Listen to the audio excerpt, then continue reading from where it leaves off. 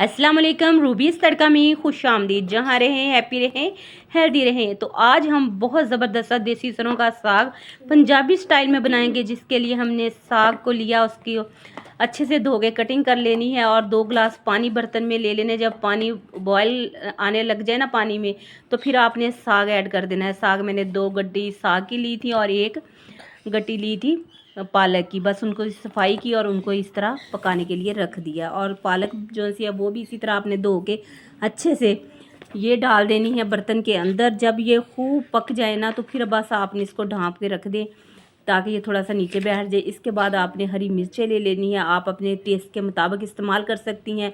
Spicy ज़्यादा खाते हैं तो ज़्यादा डाल दें, कम खाते हैं तो कम डाल दें। बस ये सब कुछ आपने ना, हरी मिर्चें, नमक, ये इसके अंदर डाल के तो बस इसको पकने के लिए रख देना है 1 घंटे के लिए, ताकि हमारा साग अच्छे से गल जाए। पंजाबी स्टाइल में हमने साग बनाना है बस।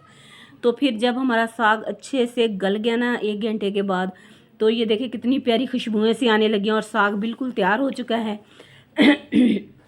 तो फिर हमने क्या करना है, फिर हमने लकड़ी का ये घोटना लेना है। हम तो इसको घोटना कहते हैं, पता नहीं आप लोग क्या कहते हैं। आपने मुझे ज़रूर कमेंट्स में बताना है कि आप इसका क्या नाम लेते हैं। तो बस इसकी मदद से आपने इसको अच्छे से साग को घोट लेना है। इस तरह पंजाबी स्टाइल में बिल्कुल साग मज़ेदार सा ओरिजिनल सा बनता है। तो आप बीटर का भी इस्तेमाल कर सकती हैं, अगर आपके पास है तो उसके साथ भी कर सकती हैं। लेकिन इससे ये होता है कि इसके टेस्ट में बिल्कुल फ़र्क नहीं आता और मज़ेदार सा साग बनता है और खुशबुएं इतनी मज़ेदार लगती हैं। तो बस फिर आपने जब साग आपका तैयार हो गया, आपने इसमें गंदम का आटा ऐड करके इसको अच्छे से घोटा लगाना है। इसके बाद साग बिल्कुल तैयार हो चुका है।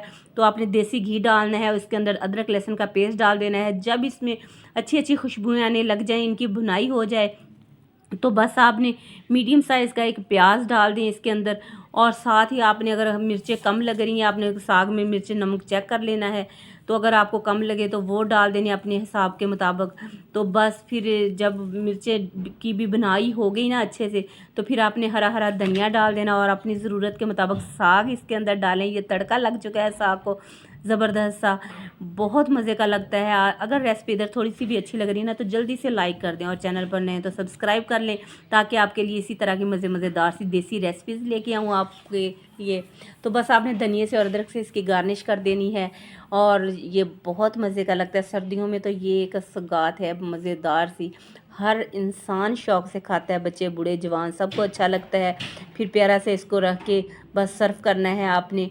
रेसिपी इधर लगे अच्छी तो लाइक कर देना है, चैनल पर नए हैं तो सब्सक्राइब कर लेना है। आप सबका बेहद शुक्रिया, ताकि मैं आपके लिए मज़ेदार सी और अच्छी अच्छी सी रेसिपीज़ लेके आऊँ। तो नेक्स्ट रेसिपी के साथ मिलेंगे। दुआओं में रखिएगा याद। जहाँ रहें खुश रहें, आबाद रहें और अच्छी अच्छी रेसिपीज़ बनाएं, अपने घर वालों को खिलाएं। अल्लाह हाफिज़।